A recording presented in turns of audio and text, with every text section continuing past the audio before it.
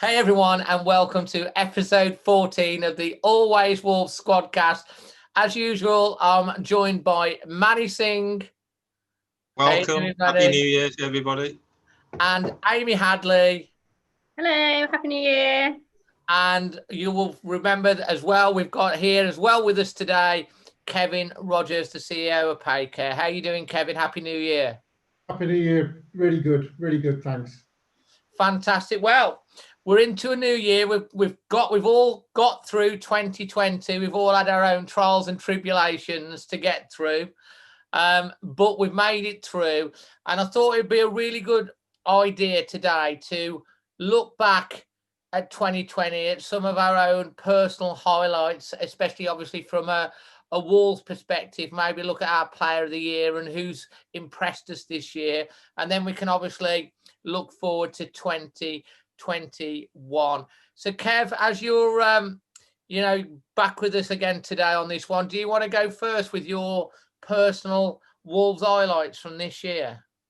Sure, no problem. The standout has got to be the Espanyol game at Espanyol.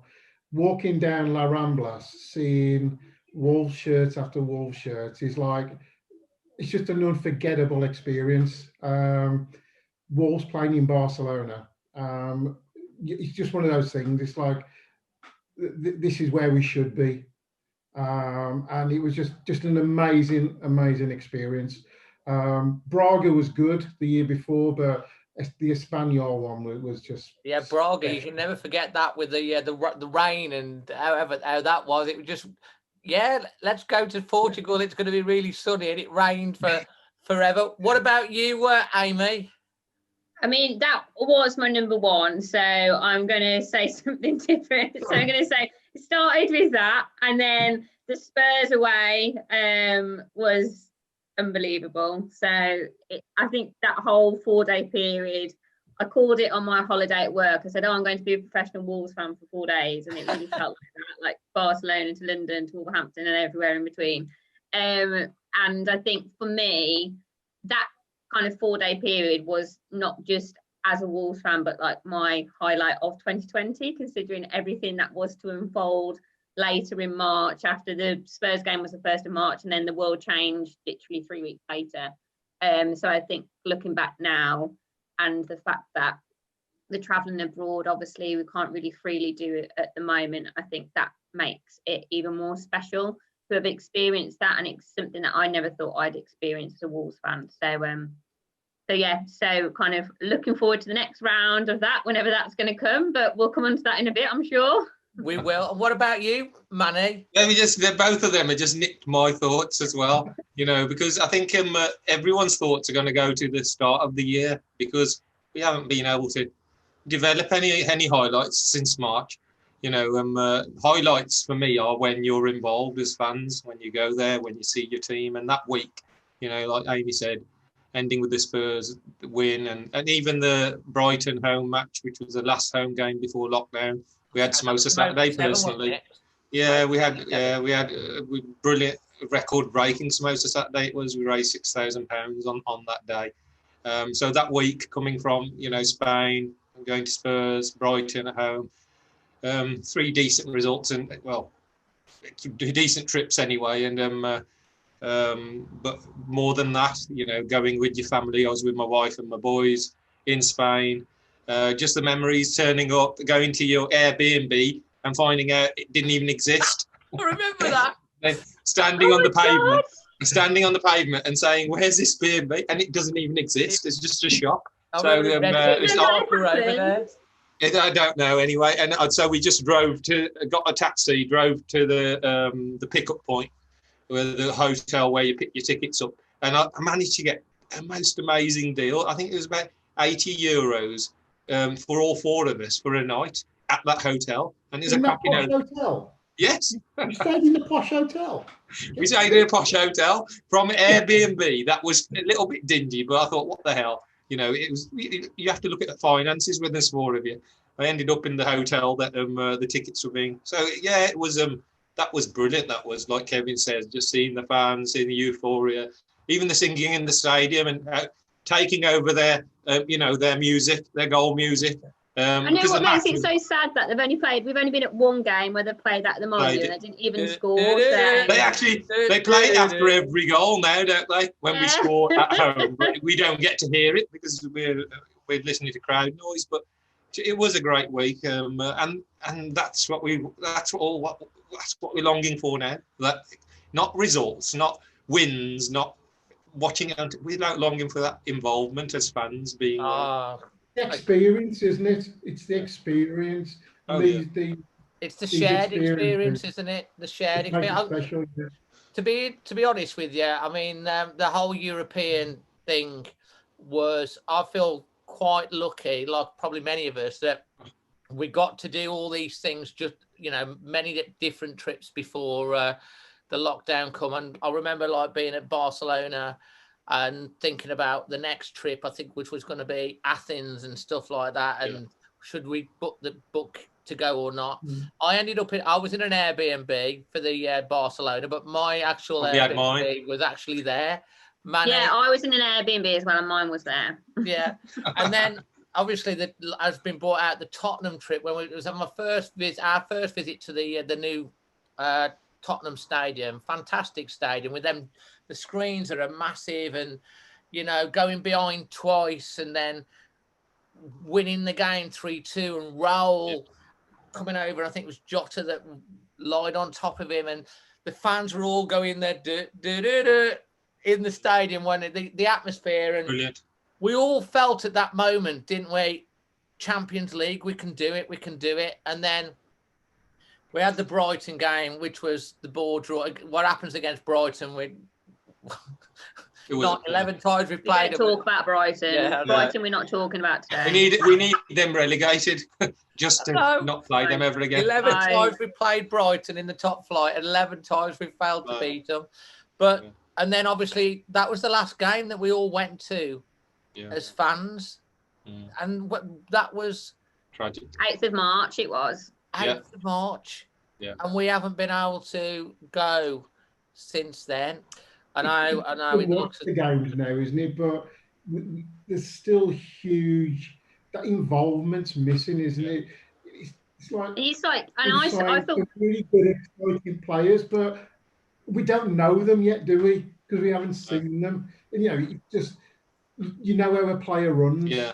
You just watch everything about them, and you can't do that at the moment. I think my son said, talking about Fabio Silva, and he says, we spent silly money on him, but he hasn't had the experience that a new signing should have of running onto a pitch with 30,000 fans chanting his name, shouting for him, the lift, the confidence, even talking about it sends shivers through you just thinking about it, and what that would have done for his self-esteem, his confidence coming to, and he hasn't had players haven't had that, have they?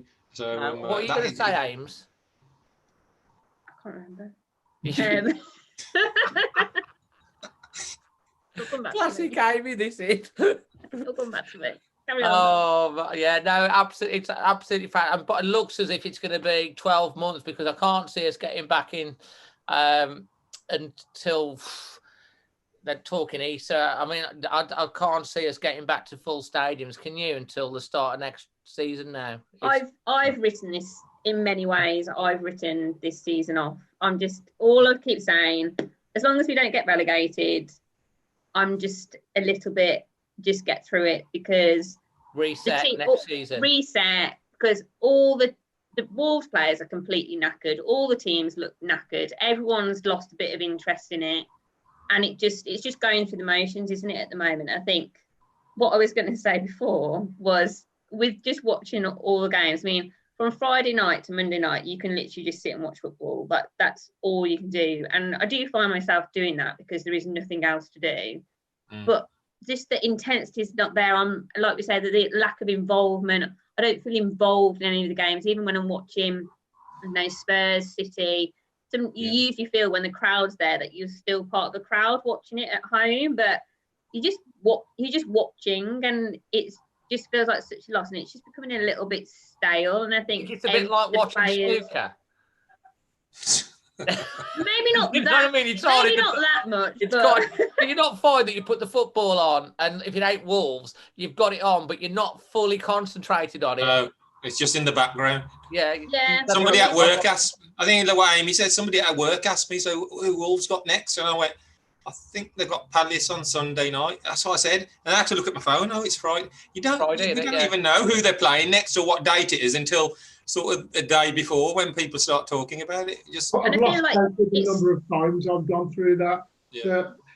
That would never happen. Because you'd be planning for the away trip, you're taking days off. Planning what club they're going to meet in. Yeah.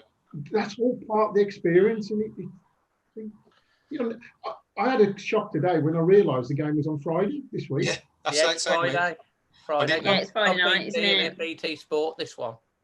And I feel like when you're watching it at home, I feel like there's nothing I can do about it when I'm there apart from watch and chant and cheer. But I feel like there is nothing I can do about it at home. Like I'm just sat there. I might feel so tense because Wolves haven't been playing great, let's not lie. And you feel like when you're there, you feel involved, you feel like you can do something, you feel like you can help. When you just sat back, it is horrendous. It's horrible. It's just we just can't wait, can we, to get back at the stadium? I think it's going to be, unless we get to the FA Cup final, which is in May, maybe there'll be fans at that. But other than that, but even that, you'd love them to win it. But imagine if you couldn't go to a cup.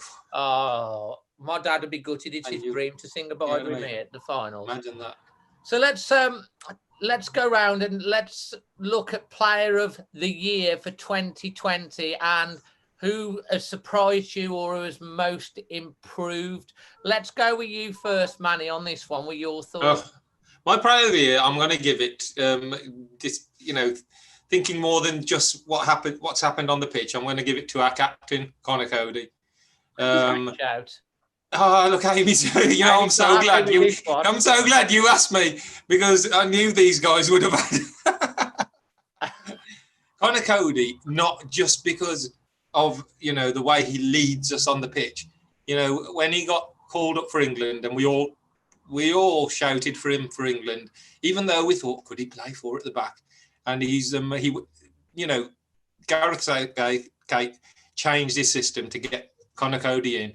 And straight away, he was like a proper ambassador for Wolves, for our town, the way he spoke, the way he gave his interviews, the way all the other players, Declan Rice, Mason Mount, when they were really excited to be in his company, these young players. He's infectious, he's very infectious. Yeah, infectious. You see, you look at someone like Tyrone Mings, the videos they do with Conor Cody, and you think, bloody hell, they should be on a pitch together all the time because they seem to have this. But that's all, I think it's all 90%.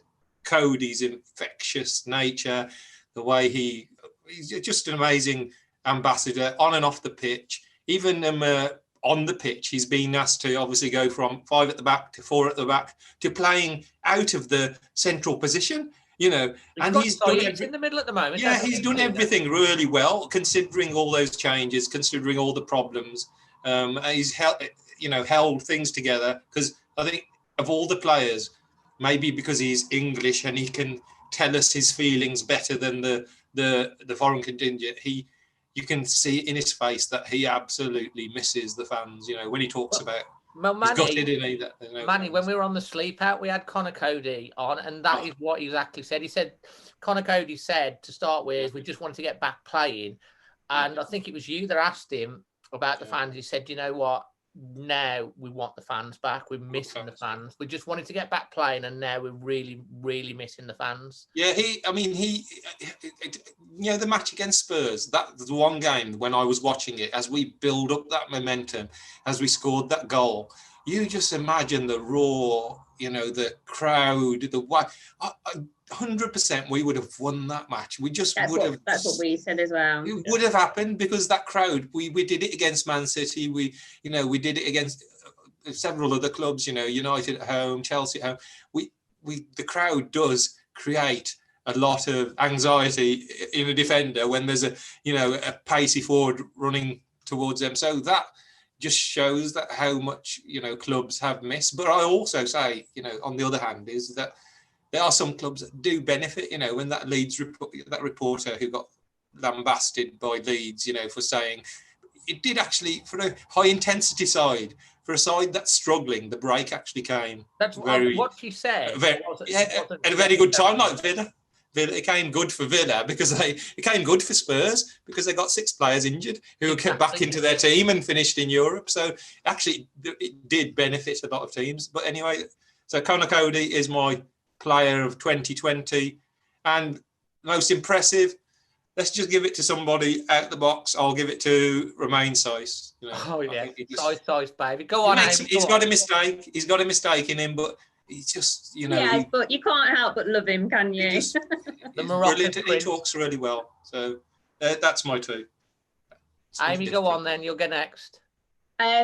Well, Cody is my number 1 for all the reasons that Manny outlined, and just that I just think he genuinely just enjoys playing for Wolves, and I don't think it's that he obviously enjoys playing football and loves it, but he categorically just adores Wolves. And I listened to the Golden Game podcast. Does anyone listen to that with Mickey Burrows? And he said that rival podcasts. How dare you? Rival podcast, I know. the old gold. Old Gold, that's the one. That's it, yeah. And he said that for him, he just feels so privileged because he gets to celebrate the goal that's scored on the pitch with all the fans, because he's always with the fans and all the players, so he just feels in such a privileged position. And then my most improved or impressive player is Neto, because I think he's gone from strength to strength and he's really taken into the role. And there's been, especially since Jota departed, there's been quite a lot of pressure on him, and considering he's so young, I think he's really taken to it really well. He seems to have, in his stature and just the way that he plays, and he's just doing everything right for me at the moment, and I think and hope that can only continue into this year.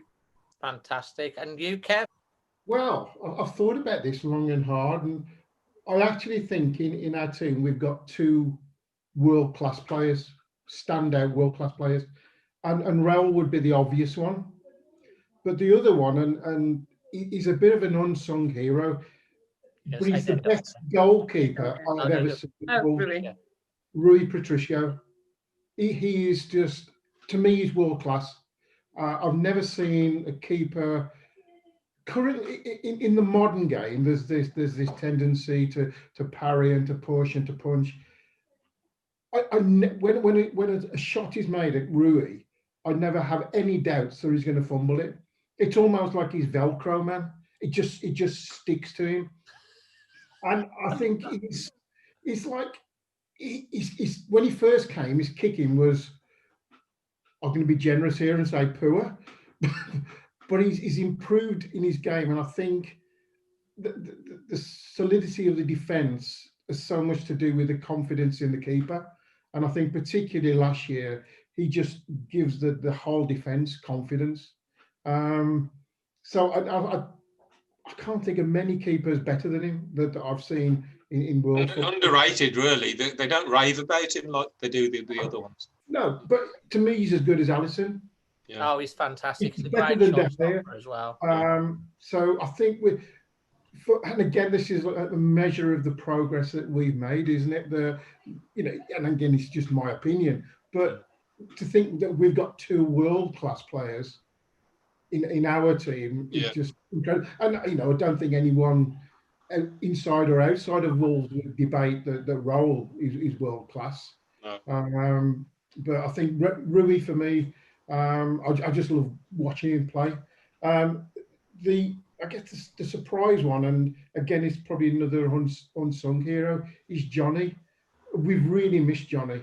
Yeah, he's such a solid defender, but the number of times he just pops up in the box and gives us that extra option.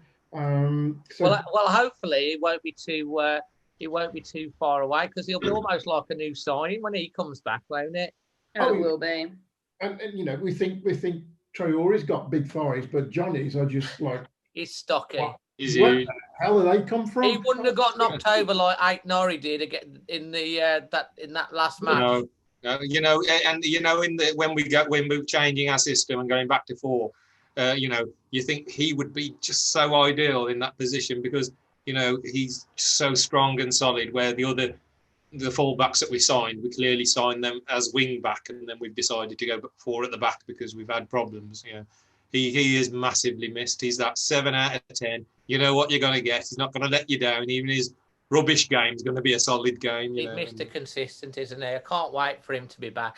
My show, I'm going to be quite quick. I agree and concur with Cody. You could say Raul, but I think Cody, for the way that he got called up for England, he's Mr. Consistent, and the way he's an ambassador for our club wherever he goes. And you can see that Cody, when he finishes his football career, he's going to be on Match of the Day as a pundit or whatever. 100% he's going to be there. In terms of most improved and exciting, I think you've got to go with Neto. I personally think Neto is better than Jota. And going to be better than Jota, and he's going to be truly world class. He's very, very positive. He makes things happen. But aside from Saiss, my unsung hero, Dendoncker. Agreed, unsung. When he's in the team, we just look. When he's not in the team, we tend to struggle. When he's in the team, we just look a lot more stable. And I think he's been a big loss for us in the last 4 or 5 games as well. But we've got lots to look forward to, haven't we? So if we're going to look ahead to what we want to happen in 2021, and where do you think Wolves will finish? Because I've had a few questions like this. We'll come on to the transfers in a bit. But 2021, what do you hope for? Where do you think Wolves will finish at the end of the season? And what are your aspirations going forward into the second half of this year? Amy, we'll go with you first. I think I've joked about it, but obviously I don't think we're in any danger of getting relegated. But I think a mid-table finish, and just become mid-table finish. An FA Cup run would be nice, and for them to win it is just my dream. So that would be fantastic, but I'm not necessarily expecting that. And I just want them to see, there's been a few issues. They're knackered from last season, injuries, etc. So by the end of the season, I just want them to be united again and understand one another and be a bit more of the consistent and reliable Wolves that we became so used to in the past 3 previous seasons. I do think it's a transition year, and I think if there was ever going to be a year when there's no fans and it's all a bit over the top anyway, then they just need to use it wisely, because I don't think anyone's got huge expectations. And selfishly as fans, you obviously want them to see them do things and win things. But if anything this year is going to be tainted by the lack of fans and not having that involvement. So I'm not too worried as long as they don't get relegated. And for the Albion to stay up would actually be quite nice, because I really want to go to a local derby. So that's my aside wish. Yeah. And Manny? Well, your second wish ain't going to come true, because they're absolutely atrocious until they play us, obviously, and they beat us in the last. Yeah, they are going to beat us, but anyway. Probably. No, you know what? I'm sort of tend to agree with Amy, and, you know, mid-table and running the FA Cup. But then I actually look at it and you think, even though we've got injuries, even though we haven't sorted the system out, even though we don't really look like a proper team, you know, that Semedo tackle in injury time against Villa, the Silva chance against Spurs, you know, the Rashford deflected shot, you know, United, and what happened against Brighton and Osoi going in the last second. So there's 4 minute moments that puts us 2 points off the top of the table. If those four flip the other way, millisecond moments. So it's not like we're getting thrashed 3 or 4-0 and we're totally out the game. 4 moments that just happen in a flash, where none of them were really expected. You expect them to bury those chances regardless of whether they're youngsters, and you expect not to give a penalty away in the 93rd minute and conceded that, you know, that shot from Rashford. So that puts us in Wonderland. We're suddenly recording this podcast as, oh my God, how amazing are Wolves? We're 2 points off the top of the table. We've got a chance of this. We've got a chance of that. the options are endless. So it's still like that for me this season, where if we do bring in a replacement for Raul, I'm not expecting loads of signings, but a replacement striker. If we do bring a focal point in, some of the crosses Traore and Neto have fired in, and there's been absolutely nobody anywhere near them. You know, let's just put Raul in the position that Silva and Otasowie were in. Been buried. That was the goal, the goal against Liverpool at home. That was the same cross, the same cross that Traore put, and Raul buried. You know, proper header downwards into the ground.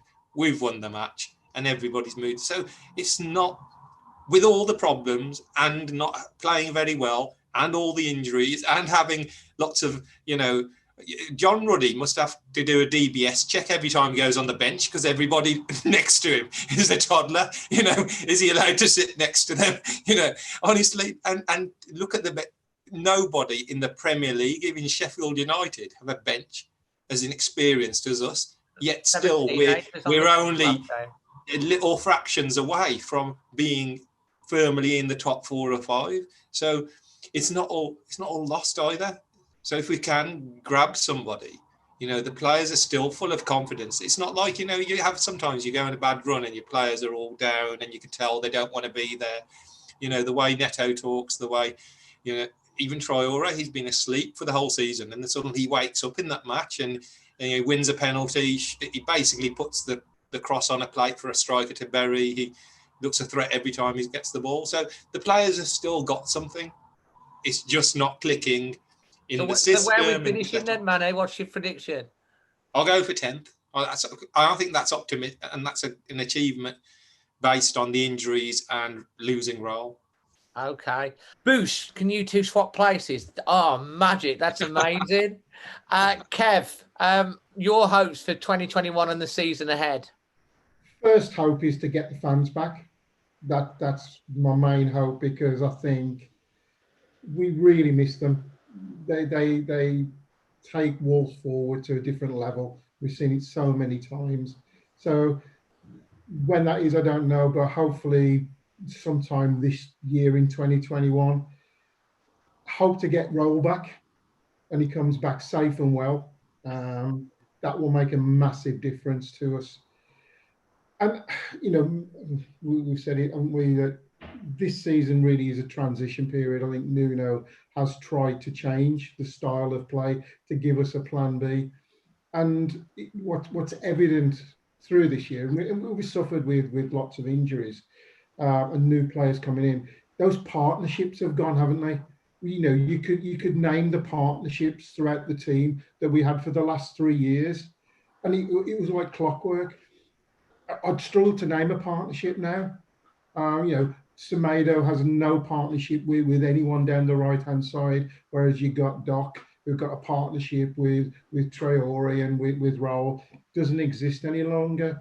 So there's so many partnerships. So I think what I'd like to see is those partnerships starting to be developed, whether it's with the existing players that we have, whether the young players start to become more embedded in the team.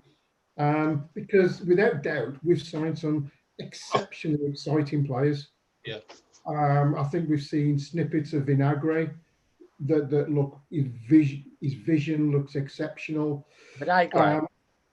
You mean Vinagre? No, sorry, Vitinha. Yeah. Vitinha. I was going to say, if he's he's in Greece last time I heard. I just thought, Kev's got some breaking news. We signed him this morning. Okay, he's come back and you've been down training today. You're just being picky now. Yeah. So Vitinha, I think, looks really promising. And once he gets on the stout and steak diet that Pudenza's been on and Traore's been on, he's going to bulk out, which is what he needs. Where do you think we're going to finish, Kev? I would be perfectly happy with a top 10 finish this year. I think the last 3 seasons we've been spoiled, and we all kind of almost take it for granted that the progression is to top 6. And whilst we'd all hope for that, football doesn't work like that, does it? And the last 3 years we've been certainly lucky with injuries.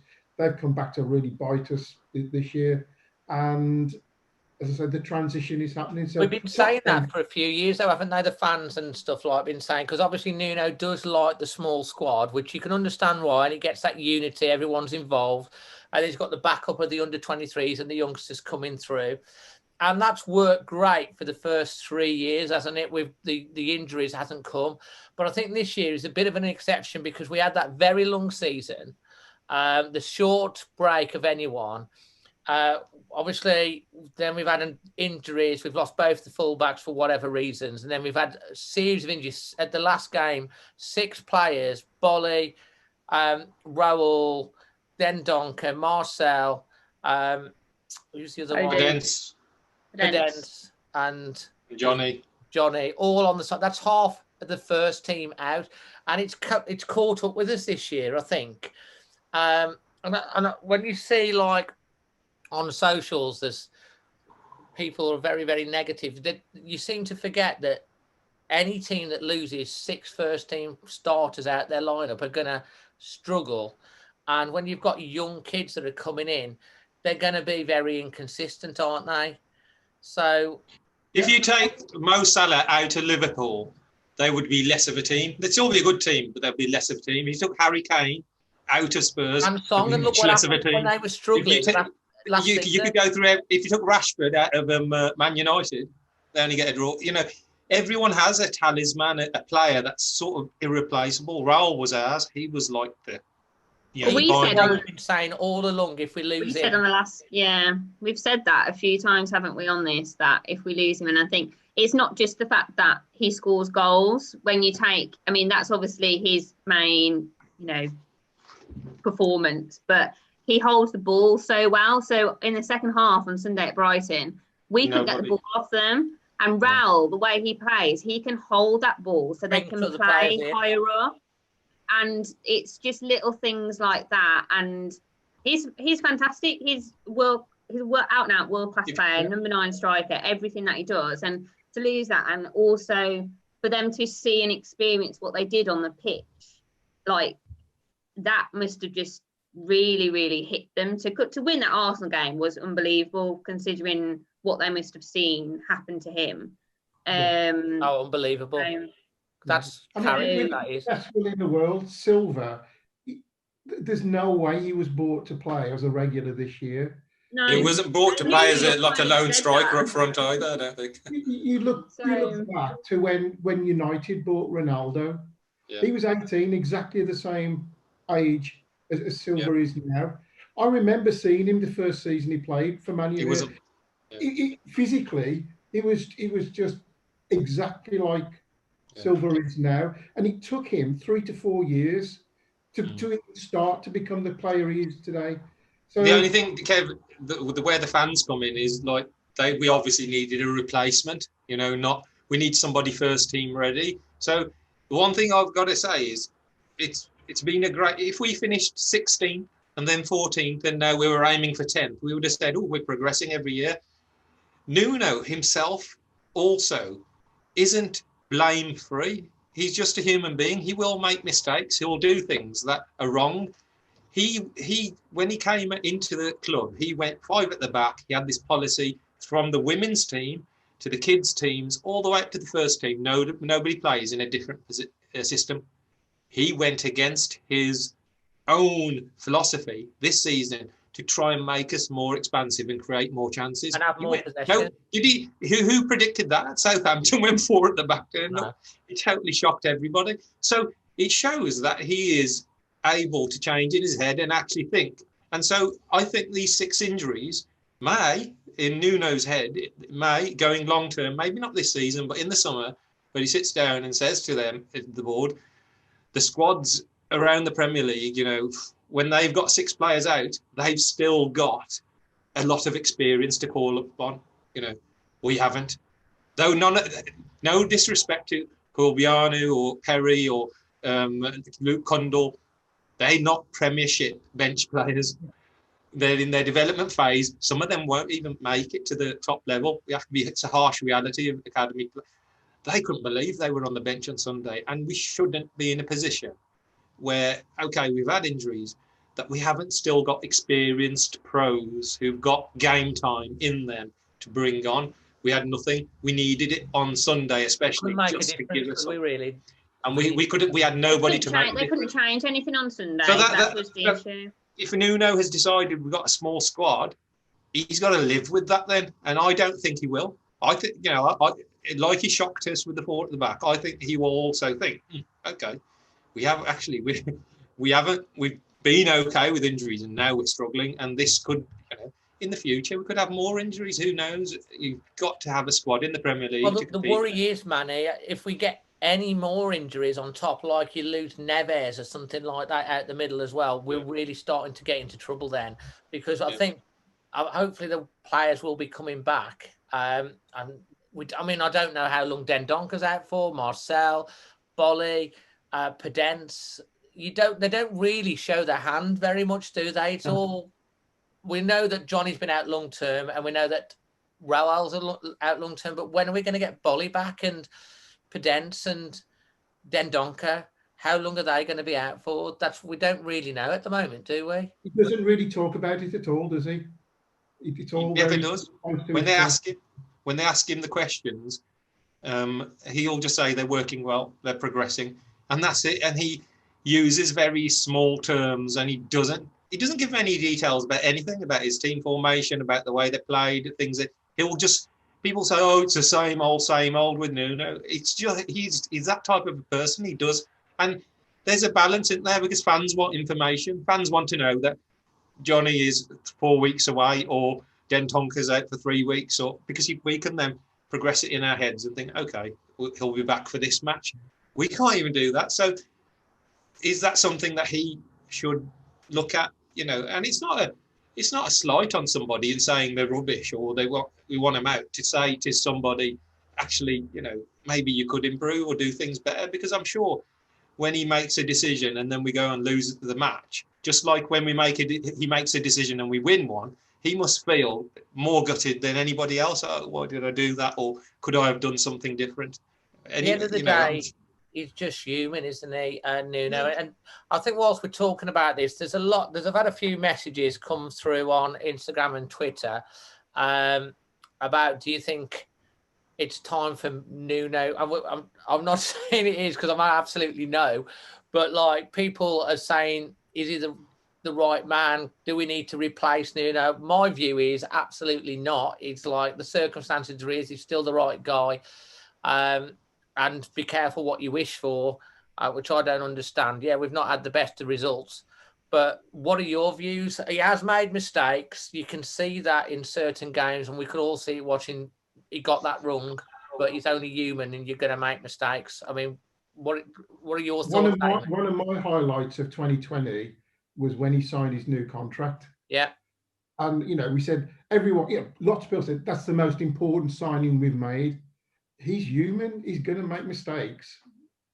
But people need to give their head the massive big wobble 100%. If they think that they would even think of replacing Nuno, because at the moment, look at the structure around Nuno. If Nuno goes, you're ripping the whole club up, basically. Yeah. I saw one tweet saying Eddie Howe, and yeah, ridiculous. How many times have we hated Bournemouth? Yeah. God, reckon you're suggesting Eddie Howe? No, Nuno is integral to this project. He players are signed because of Nuno. He's learning, he's developing. He will continue to develop and learn throughout this process. And I think he said at the start of the season as well, when he said we're starting a new cycle, we all kind of got the message there.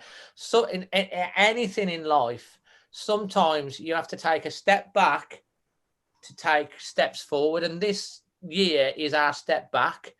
I think talking about my aspirations for the season as well, I'm like, if we get top half, we have a good cup run, and then we get the crowds back in August, full stadium. To me, fantastic. And just like what Amy said, reset, and I think we'll be stronger for it next year.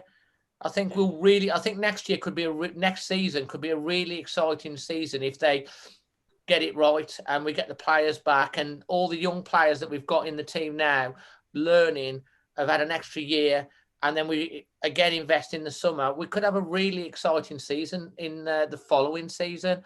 The best teams don't happen overnight, Dave. They take time. How long did it take Ferguson to build United? And Klopp build Liverpool. How many failures did Klopp have leading up to where they are now? So it takes time.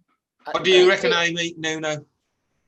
I mean, one of my friends from work basically texted me Nuno out on Sunday, and I nearly deleted and blocked him from my phone because I just thought there's so much. And I said that to him, and I thought that's the short-sightedness of maybe fans that haven't been in it for like the long haul and like not maybe appreciate that good things do take time, and weren't at Brighton crying their eyes out when we got relegated to League One. So for me, like there's no best manager. The club is Nuno. It's a transition season. There's so much change going on and stuff at the moment, and there's a lot going on in the world, and that is aside to football, and that's going to affect people and affect how things are. And I think the way that the players and Nuno are managing that whole situation is the best that they can, and they're learning with it, they're progressing. And even if we're not getting the results, you don't just need to get results to see progression. And I think the way that they are and the way that they're trying new things is progression, and hopefully, like we've just said, they'll become stronger for it next year. But any Wolves fan that says Nuno out just needs to just take a long, hard look at themselves in the mirror. Well, yeah, I have to agree. You know what you just said about maybe it's a younger element of our fan base. I've got a 20-year-old son and a 16-year-old son, and so when we're watching the football together, sometimes they will, with their experience of life, come out with comments where I'm like, you what? You know, and they've never called for Nuno out, but I'm like, you know, I have to put them straight. And, you know, and if you look at like Kevin says, you look at what running a football club involves and the whole picture of him taking over from Lambert and where are we heading? Are we going to go back again? And then suddenly step back, and we've just talked about being in Barcelona, being in Europe. The progression is humongous. It's absolutely humongous. And it's almost like, you know, when you climb a big mountain, after a few days, you come to a base camp and they tell you to rest there for a few days before you do the next bit, because it's that time where you think, okay, we've come this far this quickly. What else do we do? What do we need? Where do we lack? Okay, we don't score enough goals. So he's tried to address that. It's actually taken us back because we're scoring even less. But the moves he's tried to make is, okay, Ait-Nouri and Semedo, very, very good attacking in a 5-man midfield, bombing down the wings, more threat, more goal threat. And it's backfired because of inexperience, and then going to a 4 and then them not being 4 players, you know. And so it's a learning process for him. And he's probably in his head, he's thinking, oh God, you know, but there's been occasions where we've created glutfuls of chances, but we just haven't finished them as well. So it is that type of season. And if you look at the whole thing as the project from when Nuno started up to this date, the curve is still upwards. It's not downwards. It's just a plateau we've hit. And I think kids, my sons find that harder to accept because they do live in the moment. They play FIFA every day, Kev. You know, when they play FIFA, they can take a player off in a second and sack him and sack the manager and bring another one in. It becomes a bit of a game. Like, you know, I'll just get him out and we'll get him. Well, how do you get him? You can't just knock on someone's door. You can't knock on my Bayern Munich's door and say, can you manage Wolves, please? You know, it don't work like that. You know, and if we lose Nuno, I reckon we'll go probably 4 or 5 managers before we find the next one. Look. Well, we did that, didn't we? We went however many managers before we found Nuno. We had Kenny Jackett for quite a while, but it's just, I just think everything is fine. Like, the results aren't where we want them to be. We all acknowledge and appreciate that, but I'm not worried or concerned about anything because it'll come. It will come, and you've got confidence, and Nuno's built that confidence in the fans and what's happened in the club in the last few years. That's going to come, and we should enjoy as much as we can trying to watch it. One thing about getting rid of Nuno should be slapped across the face with a big wet kipper. I'm gonna slap him. No, I'm not really, but it's just utterly ridiculous. the definition of support, isn't it? Is like you support your team through thick and thin, and when things aren't going right, yeah, we can in the moment have emotions, but you've still got to back them more than ever. If we were, you know, that West Ham performance, that was probably the one performance where we thought, oh no, what's going to happen this season? But we reacted and won the next game.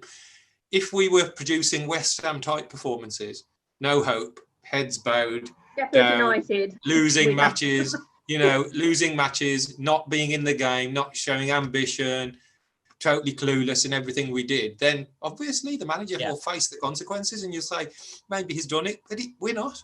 We just talked about 4 moments that would have put us on 30 points. 4, 5 little moments, little snippets in matches that even with all the thin, this thick and thin, the thick and thin, it's not actually that thin. It's still medium sliced bread. It's not that thin.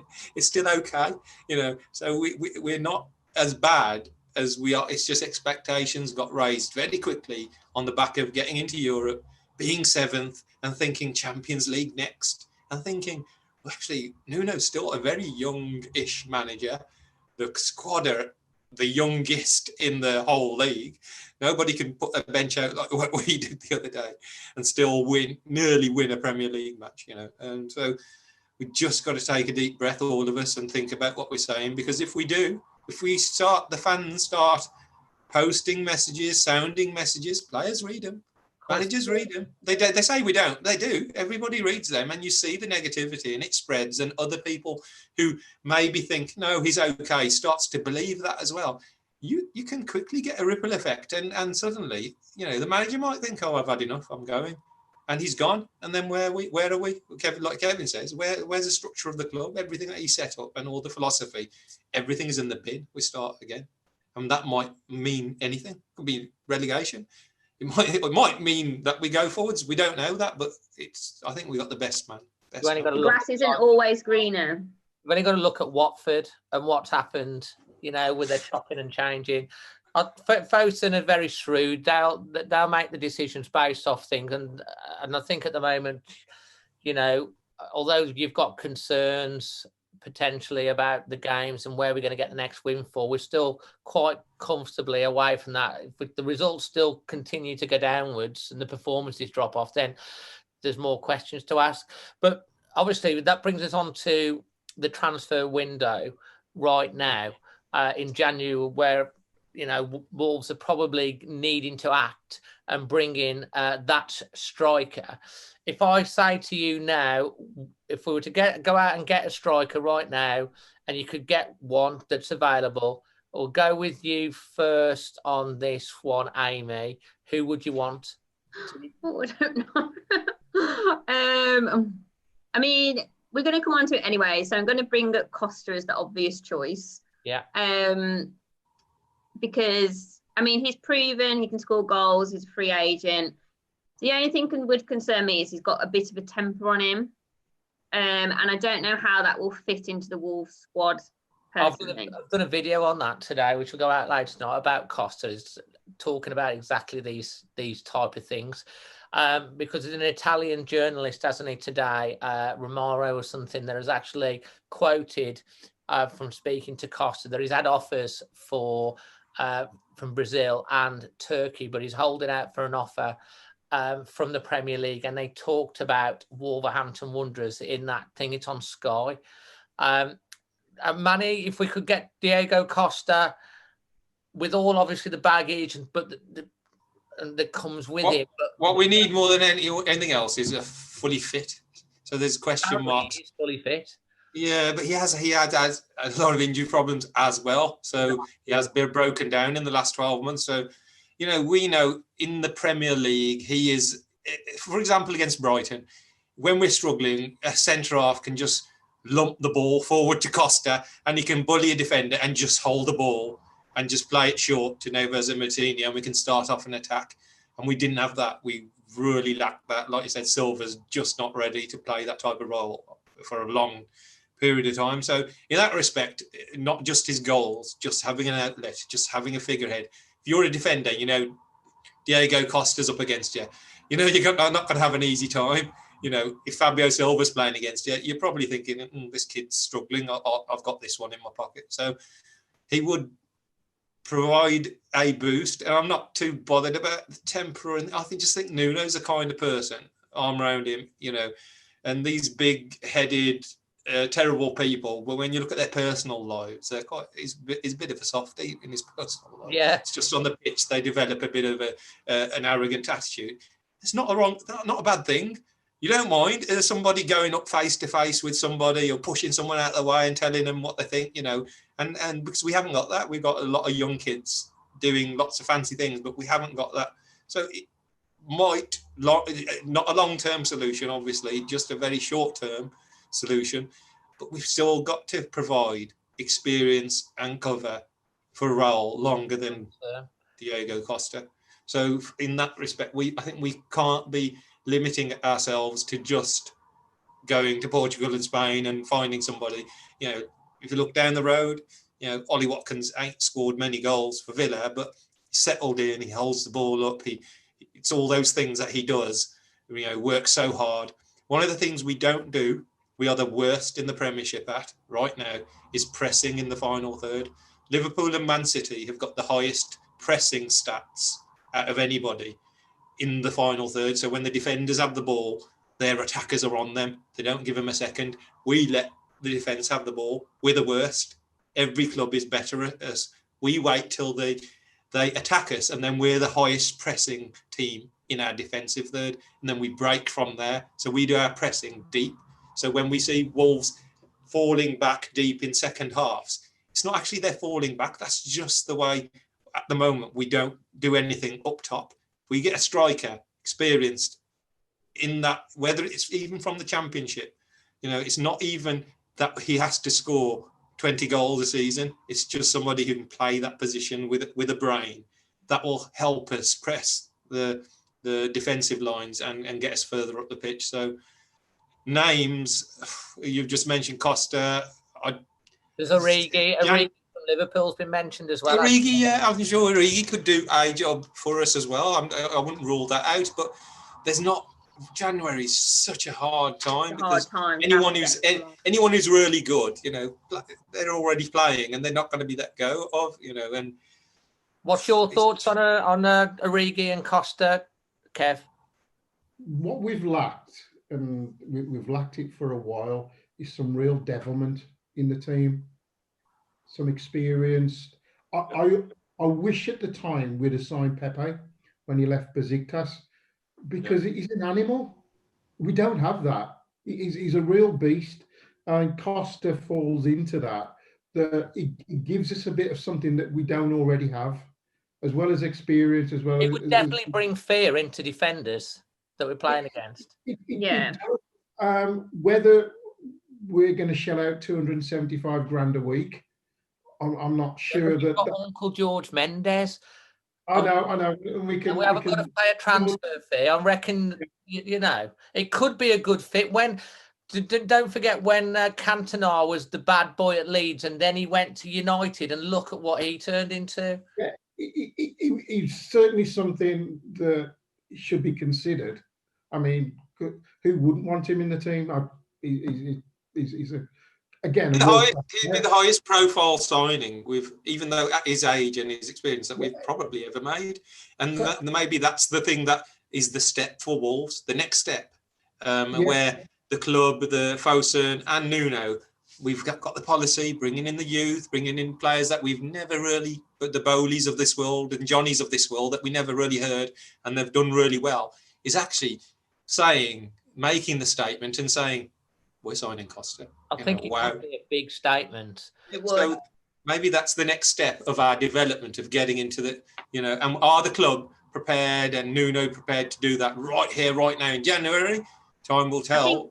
I think it's just a different situation now because they've been put in this situation. Because if Raul hadn't got injured, then it wouldn't be we wouldn't be having this discussion. Because I mean, I think that there's still been a need to get more of a backup striker, considering there wasn't much time after Jota left, and obviously the plan for Silva was never for him to play now. But the Raul thing has put us into this situation, and I think Costa wouldn't consider Wolves if Raul was if he was going to be behind Raul, yeah. Where's that? You know who that striker that played for Newcastle that doesn't? He's injured at the moment. Rondon, yeah. You know, Cody was asked for England, who's the hardest centre forward you've ever played against. He said Rondon was the hardest player that he's ever played against. Albion as well, didn't he, Rondon? Doesn't give a second, and he's just, you know, and I think that, you know, you can't just say, oh, he's only scored so many goals. I think it's actually what even Raul didn't. He scored lots of important goals, but he didn't score hat tricks or, you know, 8 goals in 8 games. He's still had games where he went and didn't score, but he still contributes so much to the side. And we talked about partnerships. He got a great partnership with Jota, hadn't he? Yeah. So much of his work was bringing Jota into the game to score goals. And again, these are the things we're lacking this year. Can you imagine? Just like a left field thing, and you know, it's Nuno said the answer's in house. Yeah. So pizza man. I'm giving Catroni another chance, because if you talk about that devilment, he's a nasty piece of work. And was he ever given enough chance? Will Nuno forgive and forget because of the attitude he displayed? I think if we weren't able to get a striker in, then Catroni or probably Rafa Mir might be an option. But yeah. I think I can't see that he's going to bring Catroni back in at this point. I think they'll try and get some. Even though he had gold and black balloons at his birthday party yesterday. Is that right? And he had one of the best chants ever. Did you see it, Dave? Ever. Did I see it? No, I didn't see it. No. I'll show you the picture, because imagine on your birthday and you're being sort of, you know, you've left out the Fiorentina side, and these rumours are going on, and then he posts this picture. I don't know if you're well to see it. He's got gold and black balloons at his birthday party yesterday. And happy birthday in English, not Italian. Happy birthday in English, and gold and black balloons behind him. And Wolves did put on their post on their Instagram, happy birthday. Wished him a happy birthday. They don't do that. They did as well, yeah, they did. Yeah. So maybe they're just peppering it in. Extra pizza and pasta. Maybe he walked his dog around West Park this morning. We just didn't see him. He popped into the Asda. So we're pretty much out of time. To be honest, we've had loads of questions today, but I think we've pretty much covered off most of the points of everyone that's putting in general discussion. So we're going to sign off and obviously wish everyone a happy new year. Kev, how can people find you on social? On Twitter at Kevin_Paycare. And yourself, Manny? Yeah, on Twitter at Pedal Sing. And Instagram and Facebook. And Amy? Not on Twitter. Instagram. Yes. Amy Hads. Might get Twitter this year. That gives you like 360 days to get it. Myself, if we beat the Albion, I'll get Twitter, but if we don't beat the Albion, then I won't. Oh, fair enough. Myself, it's just Dazzling Dave on Instagram, Twitter, and obviously the YouTube channel. And there is an Always Wolves Facebook page, which you can go and like as well. We post up all the bits and pieces on there as well. Thanks for joining us again for episode 14. Hopefully you're enjoying this, whether you're listening onto podcast or you're joining us as we just do this now on YouTube. From all of us to all you and your family, let's hope for a fantastic 21 and a happy new year. And always Wolves. Beat the Baggies. Beat the Baggies.